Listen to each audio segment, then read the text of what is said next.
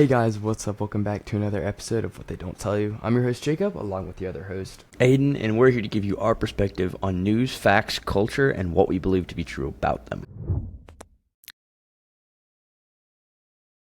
Oh yeah, so in today's episode, we're going to be looking at... So first off, this episode is going to be posted a week out from our last episode, just because of what's happening right now in the media and the world right now, basically. We're going to be looking at the Iran, Israel, and now us, U.S. situation. So Aiden, you want to break it down and get into the facts now? Yeah, so I'll give you a little bit of rundown on how we're going to run through this.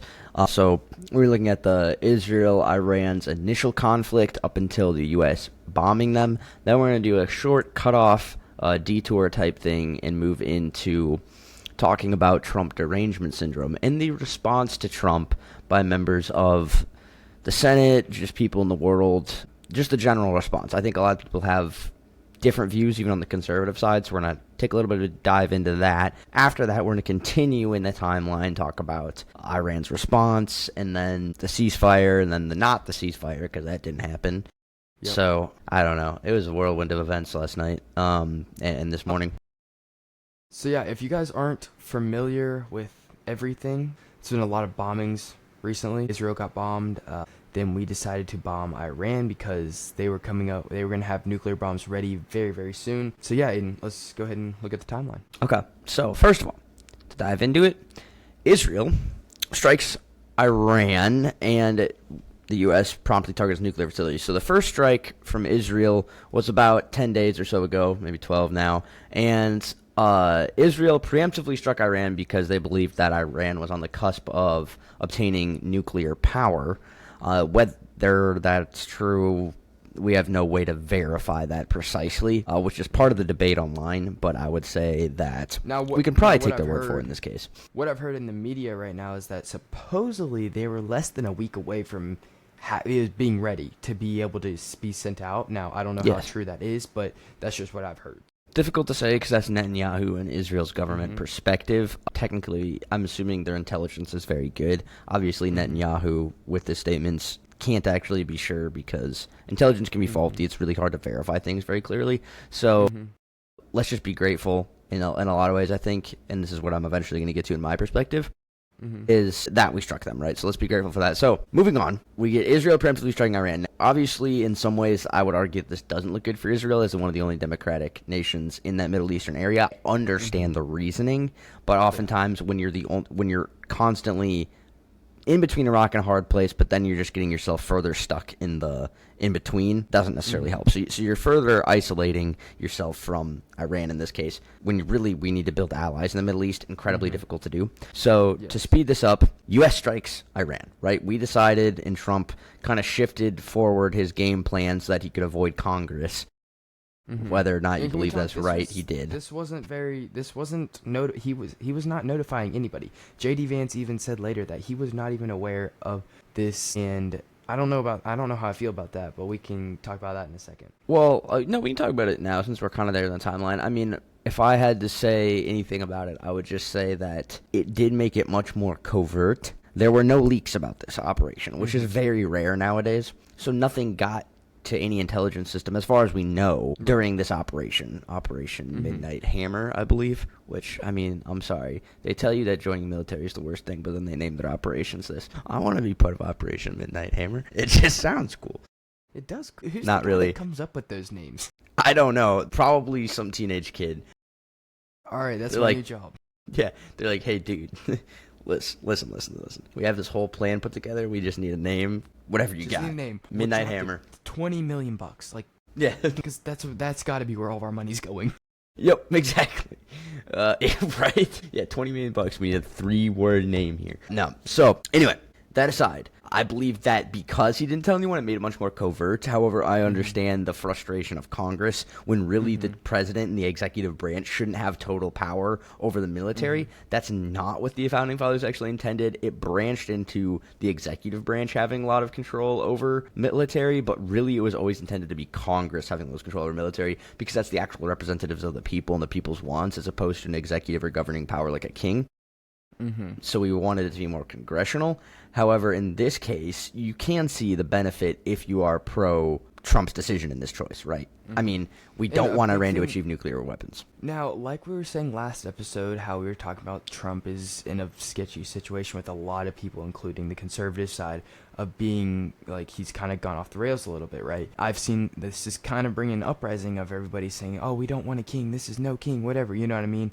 And so that brings back to how does this look on his image, and we can, so what do you say about that, though? I think that his image, it'll be split. It's not going to stop anyone from supporting him that already was.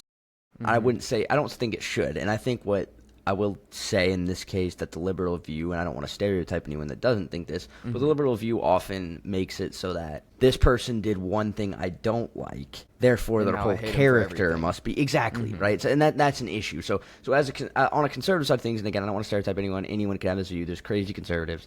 Not trying to make it sound, level the playing field there. Everyone's crazy. How about that? But I will say, on the conservative side, we do tend to take things more like, okay, I agree with some things, I disagree with some things, and that's just how it's going to be. And so in this case, I do think I agree with him, other than a little part of me is like, oh, we didn't let Congress do their thing. I'd rather have Congress controlling our military in the long run. And in this one, if we had to go through the Congress and everything, it would have taken a lot longer than would have been able to just bam, right? So exactly. That's my only point. So in this scenario, aside from all that, the operation was executed extremely effectively. Huge shout out to our military. Crazy job. I mean, at night, practically no moon cover, like no moon for lighting, I've heard. Nailed the targets. I mean, that it's kind of crazy. So huge shout out to them. But great, effective military operation that effectively took out Iran's hope of obtaining any kind of nuclear power for hopefully decades and decades to come. Now, incredibly done. Well before we get into that, I want to say now there is people that have been conspiracing that, like, what if whenever they evacuate, because there was evacuations of workers, did they evacuate, and I believe it's uranium, if I'm not mistaken, to make nuclear bombs? Now, they won't have their equipment and their sites to build those, but what if they did evacuate the uranium with the workers, so they possibly still could be closer than we think? It would take, I think that obviously they're going to try to get as much as they can. I think uranium, I don't know enough from a element perspective on how uranium works, how all that stuff works. I'm sure they saved as much as they possibly could. The sites are so gone, though, and they're so probably decades worth of research are completely destroyed. I don't think that it's likely for them to keep being able to achieve that power without a base, at which point we have really good intelligence. Israel has really good intelligence in the Middle East. The best we can do right now is keeping our eyes and ears open over the Middle East with our intelligence officials and catch wind of it before that happens, if they do still have that information. Now, obviously, again, no matter how you look at it at this point, we set them back. We hit them with a 30,000-pound missile twice in each area. I think it was like 100,000 pounds of missile in total that we sent over, which is probably insane. More, because 30, 60, now it'd be more than that. We hit them with we should look up the actual number, but I believe it was like 13 or 14 missiles in total. And so I can get that in a second. Yeah, for sure. Pull that up. But so recap a little bit. Israel strikes Iran first. Iran retaliates. Missiles get spread back and forth. Some casualties ensue on both sides. The U.S. decides to step in via Trump's, I don't want to say override of Congress, but before Congress could take over, we hit them, take out their nuclear systems, which, again, is the entire goal. Like, I think that's what we always need to bring back to. Our goal is to prevent them from obtaining nuclear power, because they are a terrorist country, and they literally call us Big Satan, Israel's Little Satan. No reason for them. I mean, if they achieved nuclear power, they're too much of a wild card. We don't know what they would do. Can't let that happen. Iran can never achieve nuclear power. So we hit them with the bunker buster missile from a Northrop B-2 stealth 30 bomb. Tomahawk cruise missiles and 6 bunker busters. Okay, it was 6 bunker busters. That makes sense, because it's 2 per site, right? Because they used 1 for the initial hit to, I'm assuming, penetrate a little bit so that the other one would sink deeper. I'm assuming that's how it works. Obviously, we don't have a lot of information about the op and out of itself. But, so we hit the Tomahawk missiles were actually a Navy effort. So the Navy hit with Tomahawk missiles from a submarine, I believe, whereas the bunker buster missiles were dropped from the B-2 stealth. Several miles away from these Navy, submarine missiles. Like, it was insane how far and how accurate it was. Yeah, our accuracy, obviously, we're very precise, very well trained. Again, huge shout out. But I think to move on here and elaborate further, as we were talking about Trump's image, I think Trump's image will be split a little bit on this specific issue. Obviously, some people are going to feel frustration about this. I do see why we did it, though. So in this case, I think I am going to have to side with Trump in this issue. Now, long term, I don't know how I'm going to feel about that, letting him go before Congress and stuff. I can make their final decisions. However, in this specific instance, only, I can understand the issue here. Okay, we know Iran's going to achieve nuclear power. Can't let that happen. I think that's just an obvious for the country. I really don't think we should need to explain why that shouldn't happen. So we're like, boom, let's hit them. Then, get everything to come back, and then Trump can be like, okay, look, you can't win. We just hit you with this. You can't. I think they can understand why we don't want them to achieve nuclear power. And so he's like, look, guys, let's call for a ceasefire. This is getting ridiculous, right? So in between these two events, we have something that I and many conservatives have coined the term Trump derangement syndrome, where Trump literally cannot do anything right in their eyes. And it's actually quite hilarious to watch. It is. It really is. And it's really like a division rivals team. Like anything they do, you can't praise them for it. It doesn't matter if they fed the homeless. It doesn't matter if they donate to charity. Trump could be like, I am giving up all of my mansions to the homeless. People be like, oh no, he's making the homeless snobby. What a loser. Exactly. And it's like anything he does, he can't catch a break. No. And not that he probably cares, but you do understand that it's literally like you can't do anything right, and to the point where you've literally come up with a syndrome for it. And it does seem to be true. It prevails in, granted, very far left liberal communities, but it's almost a mental disease. And the reason I am saying this is the fact that, well, we have the studies that show that liberal women are 50% more likely to have a mental illness or anything like that. And I think that all coincides with this. And the reason I say that is we see with these mental illnesses, it's really easy to be deceived, because they're bought into this community where they feel safe, and this community is always telling them Trump's evil. Yeah, and it's always a lot of like me, what's best for me, and like not always, and like I will say, if you're looking out for yourself, that's good. Like, right, we're supposed to be able to look out for ourselves, look out for other people, what's best for the people around us. But like when you're always on a selfish point of view, like in anything that he doesn't align with what you see, then you just have this bad taste in your mouth, and everything he does is just nope, even if it might be good.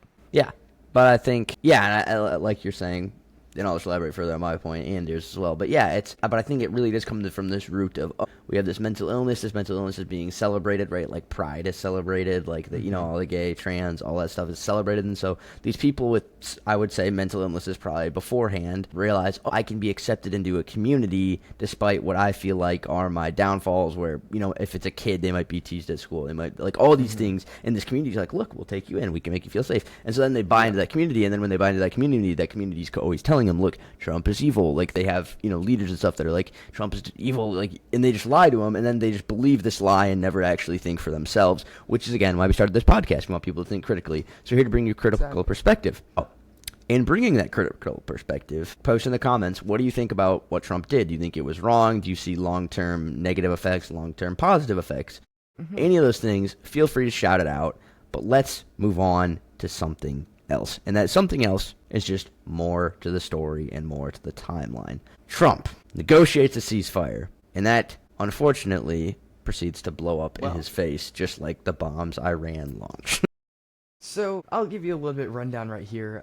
It's just kind of stupid and funny, but so Trump says, and one thing that we'll talk about in a second, like how Trump was kind of tweeting through this whole bombing war. But so he tweets out that he says, okay, this ceasefire was successful. We're gonna have peace, right? He goes to bed and he gets woken up in the middle of the night to more bombing. So you want to elaborate? I do. So, yeah. I was hopeful last night. I thought there was going to be an end to what Trump was proudly declaring a 12-day war, and that is how it should go down in history. Well, 12 switched into 13 as of this morning, where both sides decided, Israel first, unfortunately, which is very frustrating as an ally of the United States. Being our allies, going behind our back, and not. Yep, and it is definitely going behind our back. When you literally have this superpower that's been protecting you this whole time, and they're like, look, we're going to stop this, and then Israel just keeps pressing in and digs in their heels, and it's very frustrating and feels like a little bit of a backstab. So Trump decides to drop a different kind of bomb this morning, and proceeds to be, I believe is the only president who has used the F-bomb on live TV, but kind of snapped. And I do get it. And this is where I want to get your perspective, too. I really do give it to him because you can't be. First off, he's trying to run his own country. First off, can we talk about that? He has to deal with all this stuff in California. I know we haven't seen as much of that, but the California fires, all of this crap, all this crazy stuff, and then you have to worry about Russia and Ukraine, like we were talking last week, right? And now you got to deal with Israel and Iran. Like, he can't catch a break. So exactly, he is the first president to drop an actual F-bomb on live television. So I'll roll the clip real quick, and yeah. You know what? We basically have two countries that have been fighting so long and so hard that they don't know what the they're doing. Do you understand that?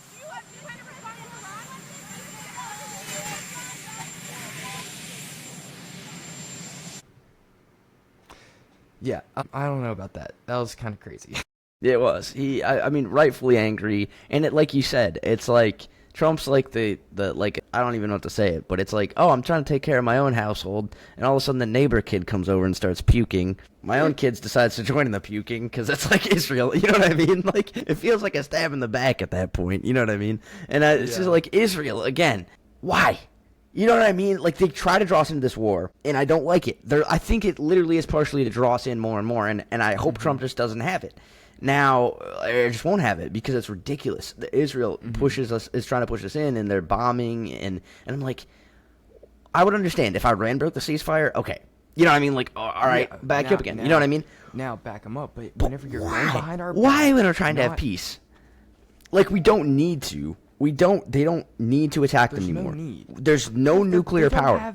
They have no That's the whole point of what this strike was supposed to be about. Especially if you're on our side, if we're helping you out, we literally just, and like, not like, I'm not saying that it's a big deal that we lost 30 bombs or whatever and 6 of the bunker busters, but like, we're wasting our stuff. We're getting low. I don't know how low it really hurts us, but like, we're still wasting our stuff. And if we really wanted to, we didn't have to do that. I mean, it would have ended up probably hurting us in the long run, but like, we really didn't have to help Israel out there, and to go behind our backs is just not okay. Yeah, I think the U.S. felt its own need to protect itself by destroying those nuclear weapons, and I think it mutually benefited Israel and us to do so. Right. So I do think we're not just siding with Israel, and I do think we did need to help them in this case because we're the only people in the world that have this bunker buster missile. So if I'm not mistaken, I think we're the only nation in the world to have the bunker buster missile. So that's pretty crazy. Obviously, we can appreciate that the U.S. is always on top of those things, keeping us safe. But yes, it's and again, I can't say it enough. It's a stab in the back by someone who's supposed to be an ally, and I don't know how to treat a foreign relation that just refuses to cooperate, right? Like, if it's an ally and they refuse to cooperate, it's extremely frustrating. And so this is essentially the full rundown. Like I said, we'll recap one more time just to make sure you guys have the best possible scope you can. Israel attacks Iran because they're afraid of them getting nuclear power. They have some well-executed attacks, such as drone strikes from inside of Iran, crazy stuff. Obviously, Iran retaliates. There's some bombing back and forth. Casualties ensue. The U.S. gets involved because we are afraid of them reaching nuclear potential. Trump goes ahead of Congress, sends the B-2s over. We launch a bunch of missiles, destroy their nuclear capability, back out, call for a ceasefire. Ceasefire is agreed upon.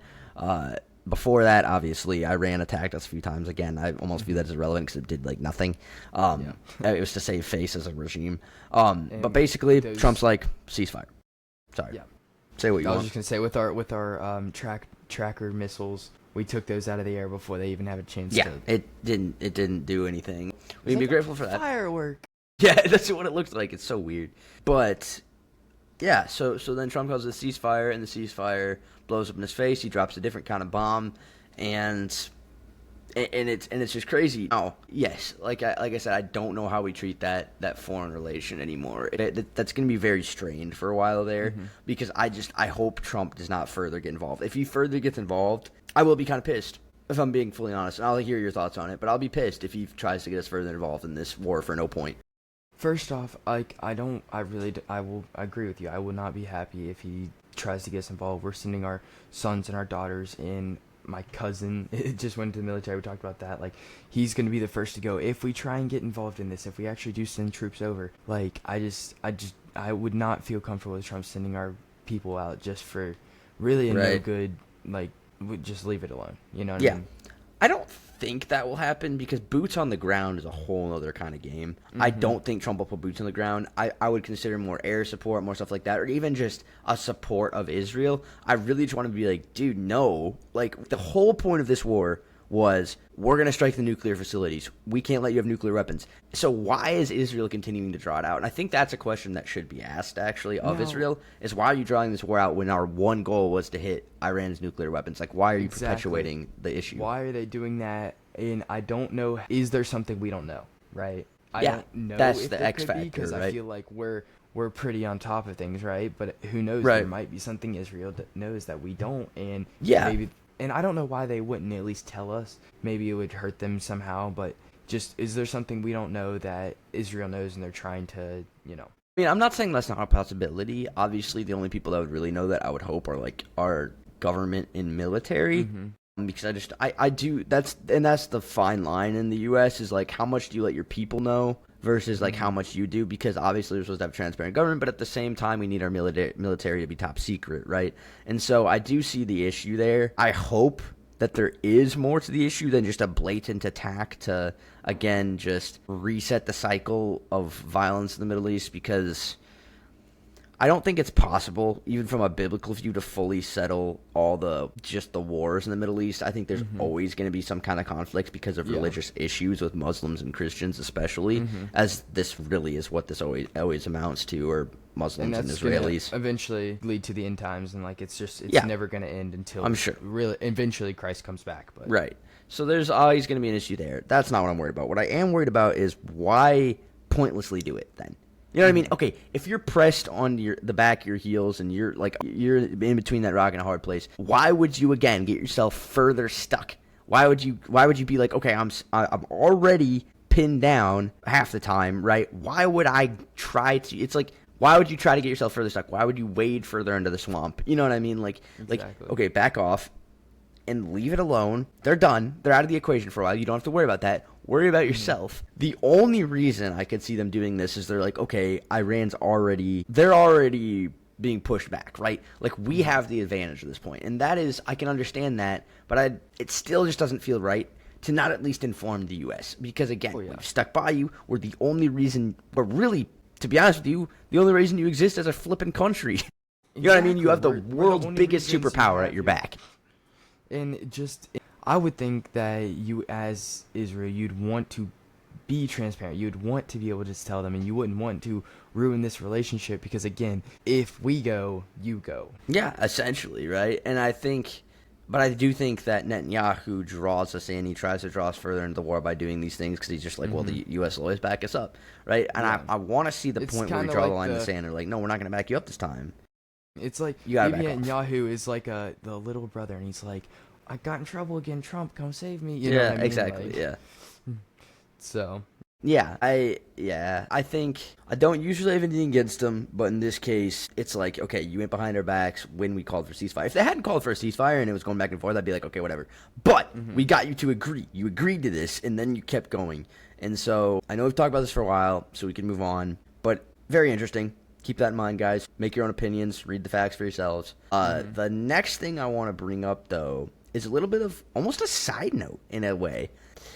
So if you guys don't know, and I'll give you some context for this, and it was on Betty Johnson's channel as well. A lot of this information from him. We looked it up from some different news sources, but check his channel out. No, I know you don't usually shout out other creators, but really appreciate him for this quick posting. There's a little bit of a talk about the JFK files. Now, I know what you're thinking. Why do the JFK files matter with this Israel-Iran conflict? Well, and if you listen to Candace, who I don't always agree with right now, I will state that, but had some good points in the past about Epstein and all, some of the things that go on in the U.S. and Israel's connections with that.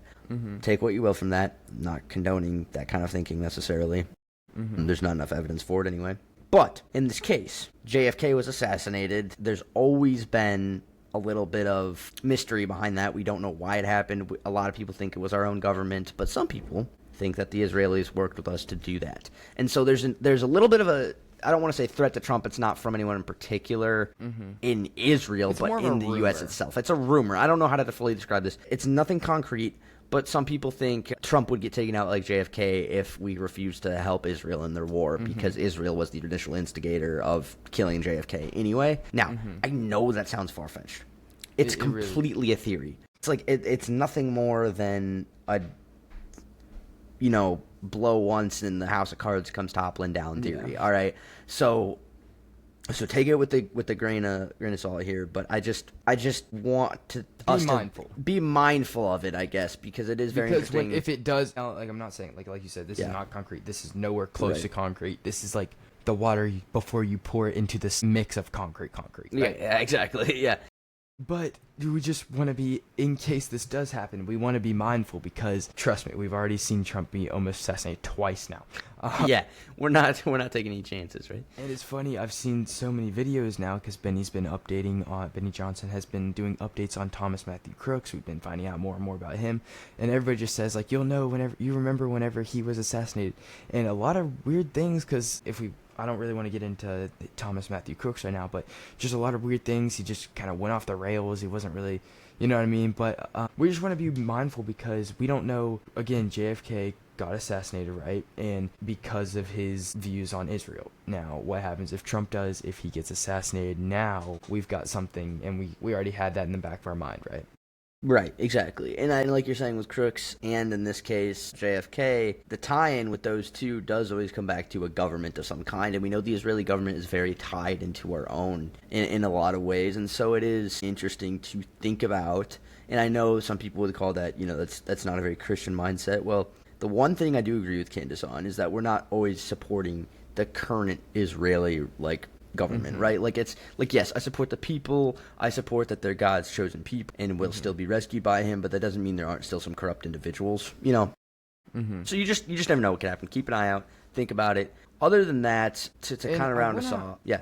No. Throw something in about Candace, right? We've both talked about, we've kind of seen some anti-Semitic kind of things we've leaned towards, and I know how she says that I'll deal with all that, right? Overall, I want to say that she's a Christian, right? And she's Catholic, and she's promoting the Christ is King, and I don't know, there's a little bit behind that, but we won't talk about that right now. Just overall, though, I think it's good for the world in general. Now we can get into some sketchy things on different topics, right? But not everybody's always going to agree on everything, but I just want to point that out there, that it's overall, I believe that she's doing well for the the kingdom of God. So I'm starting to develop a few of my own opinions critically about that. I do want to say that for sure, but she has, and this is my own words, she can fully attack me for this, but I think she has gone a little bit too far in her thinking as of just today and some of the stuff she said. It's just odd to me. Again, I don't want to attack her person. I value her as a person. There's some things that I disagree with.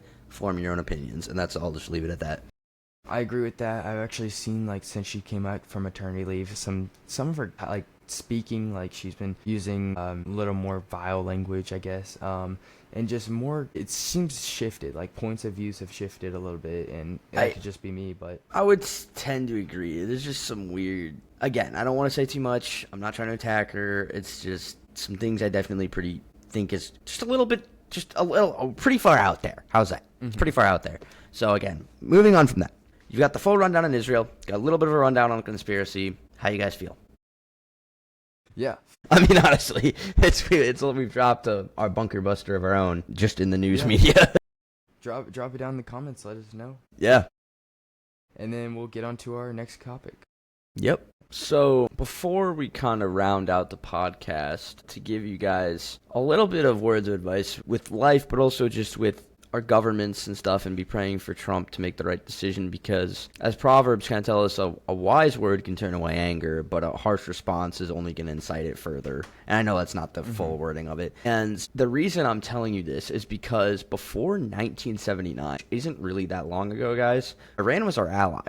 Now, Iran chose a violent way with our United States embassy hostage crisis, where some Iranian students loyal to the current regime, took hostage 66 senators at an embassy in the Middle East, and then we became enemies in a lot of ways, right? So I just want to keep in mind that that trust that you build up can be lost so quickly. And so that we just need to really pray for Trump, because it takes a lot to constantly speak wise words. It's really easy to speak those heated words. I'm not saying he spoke the wrong words, but even earlier with his outburst a little bit, it's hard to speak wise words all the time, right? And so let's just pray that he does well with the negotiations. He's done pretty well. He's done great. It's 4.5 years of presidency, and that's a lot of work. And to mention, he's not doing this for money, right? Like, he's not taking his salary, and I mean, it's not like he needs it, but still, he's not doing this because he needs it. He's doing it because he really wants to help the country and help the people of the U.S. And sometimes it's hard to do that. So so let's just pray for good negotiations between Trump and Israel, good negotiations between Trump and Iran. All right, guys, so I really enjoyed that topic. I'm going to get on to the next one, which is a pretty interesting one, so let's get right into it. Good. I actually have...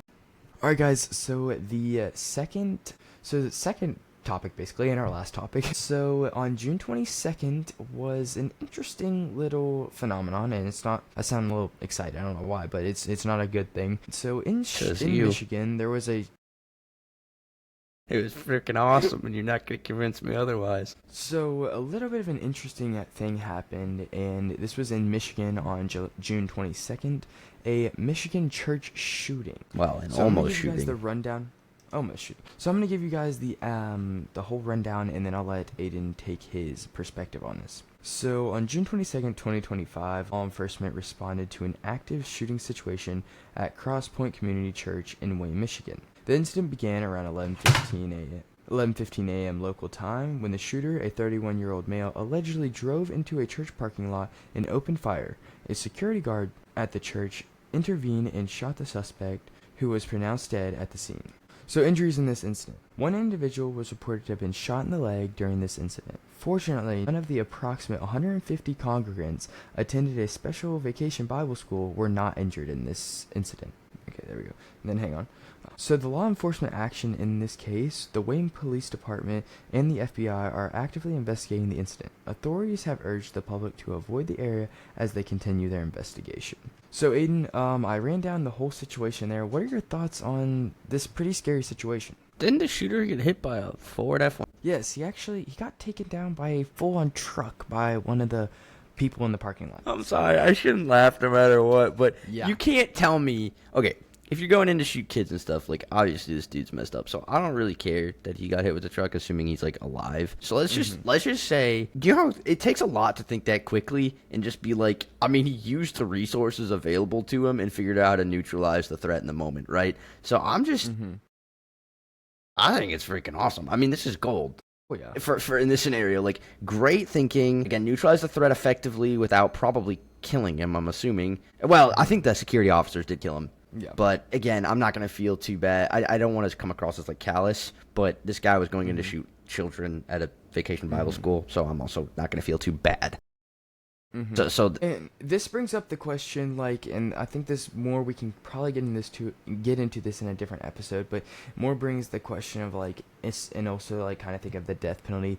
Do you really kill him, or do you really put him to death, or do you put him in jail for the rest of his life to possibly hear the gospel? Because I know I'm actually going to be doing it next summer, a prison ministry, which is a prison baseball. We're going to be going around to prisons and, like, playing softball with the inmates and sharing the gospel, which is pretty cool, but also something like that where he could get into a program like that, possibly hear the gospel and come to Christ instead of maybe getting killed right there. Yeah. And maybe never having the chance. Yeah. And I think in this instance, it's an active shooter scenario where you're just going to take the person out no matter what. Like that's his own fault in the scenario because he got into a firefight with these dudes because you're not going to have we should shoot to stun him. No, it's going to be, what the frick, like, hit him. You know what I mean? Make him go down because you can't let this happen. Yeah. So it's in this scenario that they couldn't, there wasn't a choice, really. Possibly 150 kids could have been killed there. You know, I mean, I guarantee he's not going to get to all of them, but like that's a scary situation. Now, if we bring in, but if he has been detained and he's put to death, like the death penalty, there's the situation we can talk about. Yeah, I agreed. We can get into that some other time. I don't always agree with the death penalty, and that's why, like, so even though, you know, I'm coming across callous in this moment, I actually don't always really agree with that. We can get into that some other time. That's a subject for another day. Be glad to hear you guys' thoughts on that, though. But what it really comes down to here is that got in a firefight with him, didn't really have a choice, right? You're going to shoot, you're going to aim to, you can't really aim to incapacitate, you're going to aim to kill in this scenario. That's what happened. Really glad that Pastor had the wherewithal to, at least stun him, right? And so they had that option to take him down and out. And let's just be grateful that these kids were protected. Obviously, we can still have our condolences for this man because obviously he was very psychologically disturbed, and we can only pray for him at this point. And they just don't go like, I'm gonna go shoot kids today, Right? Like, it's just different. But it's very sad. I'm pretty sure he's dead, so it just kind of sucks. Hopefully I don't know. I mean, I'm not sure really what to say there. Yeah. Probably not as insane as him, and probably we're sad that he was going through what he was going through. So probably prayers for them. I also want to bring up one more thing. What are your thoughts on how church security guards should handle situations, and what can churches do to prevent stuff like this? That's a good question, and I'm just gonna be deadly serious here because we can toy around with the little idea of we can detain them and pray and stuff, and we should absolutely do those things if you can. On the other hand, God calls us not to murder, but he doesn't say don't protect yourselves, don't protect the people around you, right? Mm-hmm. And I think that's where it comes into the moments, like the kind of idea of, it's one thing to sacrifice yourself, right? Like if you're in this moment and you're just like, you just decide like, look, as a Christian, I'm not going to take this man's life because I know where I'm going, he doesn't know where he's going. That's fine. You can't let the guy go in and kill everyone else, right? That's not a choice you have. I don't care if you do something like yourself, and are just like, look, I'm gonna try to do my best to get this guy to just, hey, like lay down your weapon. Okay, if I die in that scenario, I know where I'm going, right? This guy doesn't. Okay, I'm okay with that. There's other people in this building, so in this case, I'm just gonna be like, let's not toy around. Yeah, I'm going to shoot to do as much damage as I can. I think it's okay to bear guns as a Christian. I do. Because, again, it's not premeditated murder. You're not going in and killing someone. It's the same difference as in war, right? Now, some people are called, look, I'm not going to go shoot anyone, even if I have to go to war. Whatever. That's your perspective. I don't think that God is like you can't be forgiven because you went to war and killed someone. There's different words in the old Hebrew for war when they would kill someone and murders when they would kill someone. And the murder one was the prohibited one. Now that I don't want to downplay the value of human life ever. Obviously, there's a huge value to that. But as a church security guard, I'm carrying a weapon and I'm going to use it to protect the people inside if I need to. Obviously, if we can take any route out of that, we can. But most often, that's not the case. And in this like you said, a lot of these liberal leftists are trying to take away the right to bear arms, which is one of our amendments that we have as U.S. citizens, and I believe that is pretty much wrong because what are we going to do? Because I'm a good citizen. I'm going to follow the law. Okay, I'm going to give you my gun if they put a law in act. I'm not going to be happy about it, but here, I'm going to give you my gun. Right? What do you think the guys that are going to get illegal ARs? Oh, here you go, government. I got this illegally. It's fine. You can have it. No, they're not going to listen to the law. They're going to come in and shoot you. And how do you protect yourself? Exactly. And how do you protect your family? How do you protect your daughters? How do you protect your son? How do you protect your wife? Right. And now you're dead. Exactly. I'm not gonna find that out. Right. Like that's why we stand up for our rights. Like we have the right to bear arms. Honestly, not just because of this, but because of our own government. People are always like, well, our government's not going to turn on. They're not going to come. Okay, right now, you're right. They probably wouldn't. But anyone who's ever read a history book ever knows that the first step, being really dead, all your friends and family being really dead, is giving up your weapons, right? Like, think about the Jews in World War II.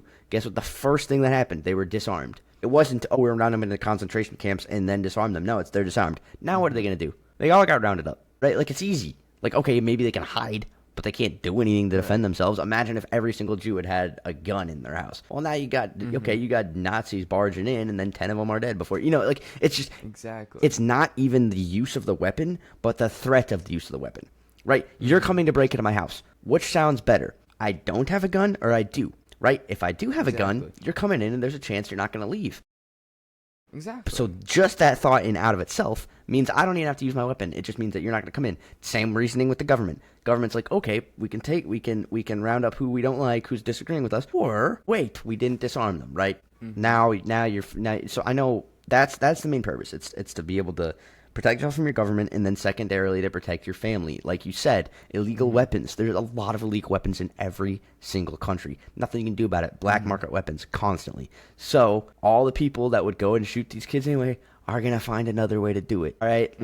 So give the people that do have the capability to protect, and all they want to do is protect themselves and maybe occasionally go have fun with their friends at the range and just let them be. Which is perfectly legal, by Yeah. So it's just like, let them be. Let them be. You know what Exactly. I mean? I'm a lawful, like, good citizen. Would never want to hurt anybody that I didn't have to, and we're gonna leave it at that. Exactly. It's gonna stay there. It's gonna protect me and my family, and that's how it is. I 100% agree with you there. Well, guys, I think that's going to be it for this one. Thank you guys so much for watching. Aiden, you have anything else to say? Nothing. Just thank you guys for watching. Really appreciate it. Yeah. Drop a comment down below, and we'll see you in the next video. Don't forget to check out all of our social medias and check out Spotify. Peace. Thanks for watching.